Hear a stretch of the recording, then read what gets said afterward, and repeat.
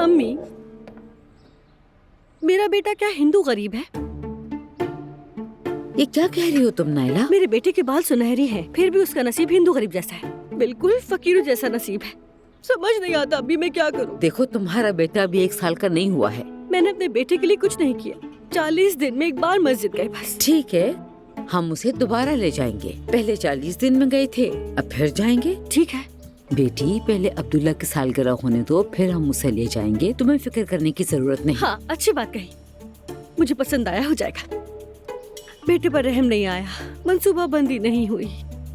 आखिरी 40 दिन में क्या है? बुरापा आपकी इस बात पर माशाल्लाह कहूंगी, लेकिन आप मेरी हमेशा मुखालफत करती हैं। जवेरिया की सालगिरह पर हिमायत कर रही हैं और मैं जो चाहती हूँ उस पर पूछ रही हैं किस लिए? नायला, मैं अब तुमसे बहस नहीं करना चाहती हूँ। मेरे सब्र का पैमाना लबरेज हो चुका है, लबरेज। नायला बिल्कुल ठीक कह रही है। फरिश्ता सिफ्त बोली, तुम बताओ। नायला, तुम्हारा बेटा हर चीज से महरूम रहा है। आसूदा साहिबा के जाने के बाद सब मिलकर आया सोफिया चलेंगे, क्या ख्याल है? और वहाँ खुसूसी सेक्शन भी है, कम लोग ही जाते हैं।